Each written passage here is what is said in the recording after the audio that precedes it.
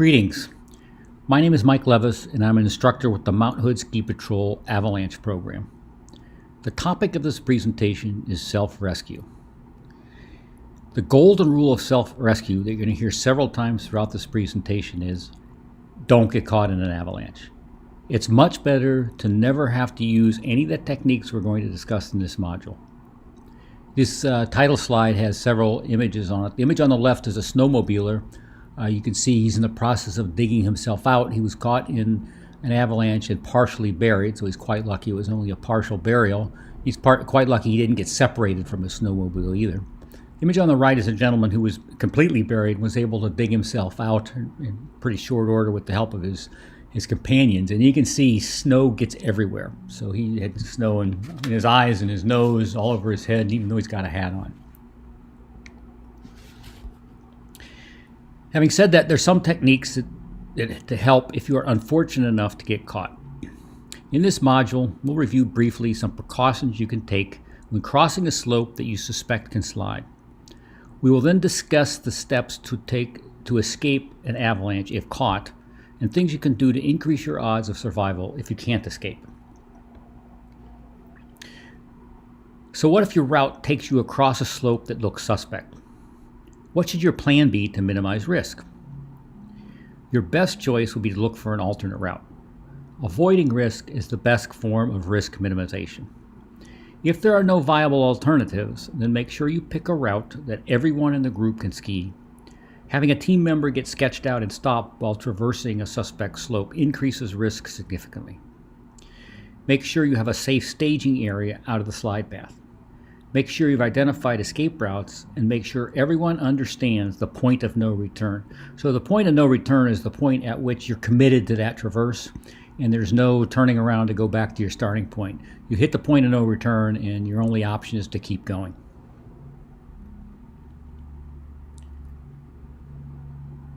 Make sure everyone is geared up appropriately. Bundle up in the clothes you want to be buried in.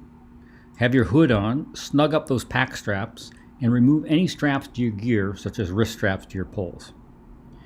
Make sure your skis have releasable bindings. Now is a good time to double check transceivers, make sure that they're on transmit and are stowed someplace where they won't get dislodged in the slide. Make sure, if you have one, that your Avalon mouthpiece is in and airbags are ready with the trigger in your hand. Lastly, make sure everyone in the group knows the plan and has checked each other's gear. So now you're ready to go. This slide shows an example of how to cross a suspect slope. Cross high and fast, one at a time, using the same track if possible. Go from safe point to safe point. All other members of the party should have eyes on the person traversing. So if in spite of all these precautions a slide occurs and you get caught, what should you do? First, remember our golden rule. Don't get caught. However, if it appears you're going to get caught, there are some things you can do that may increase your chance of survival. Emphasis on may. Note all of these techniques are really focused on making you easier to find. They involve trying to get to the surface, creating a space to breathe, and minimizing trauma. So you want to shout out. Let the others in your party know. If you can ski out of the slide, to the side out of the slide, do it. If you feel yourself getting caught, get rid of gear, for example, poles, and try to swim to the side with your feet downhill. Keep your head uphill and protected. Make yourself as large as possible, which is the whole purpose of airbags. Try and push off the bed surface to force yourself to the top of the sliding layer. Close your mouth to keep snow out. As the slide slows, put your arm across your face, using your elbow to create an airspace across your mouth to breathe. As the slide slows, try and get closer to the top of the slide layer. Thrust an arm up to the surface if possible. When the slide stops, if possible, dig yourself out. Otherwise, stay still and try and conserve energy.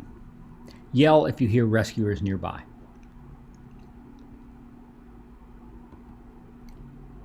This slide shows a picture of many of the things we just discussed. Note that the techniques for self-rescue change as the victim progresses down the slide. This does not mean you should necessarily follow this sequence. If you're caught, do anything necessary to get out of the slide. As you can see at the top, the skier is trying to get out of the slide by escaping to the side.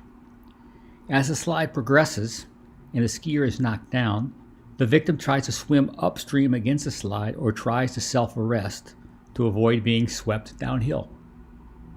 As the victim nears the bottom of the slide path, effort shifts to trying to get near the surface. So we discussed some tips to use to try and survive if you're caught in an avalanche. Remember the golden rule, however, don't get caught. However, we need to be realistic about these efforts. Recall our avalanche survival statistics as shown in the graph on the right. Something on the order of 25% of people caught in an avalanche are killed by trauma prior to burial.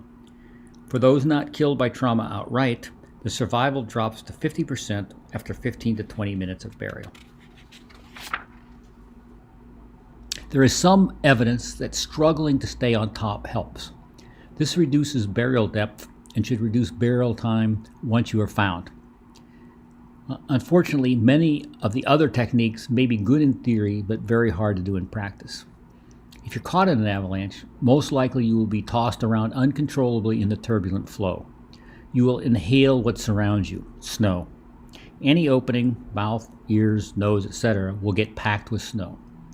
And as the flow slows, it sets up like concrete very quickly. So movement becomes very difficult. And all this happens very fast.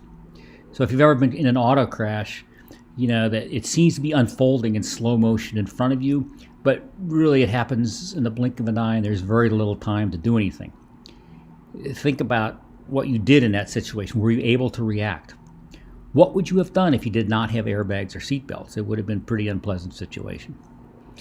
The text in red at the bottom of the graph gives some data from real avalanche accidents.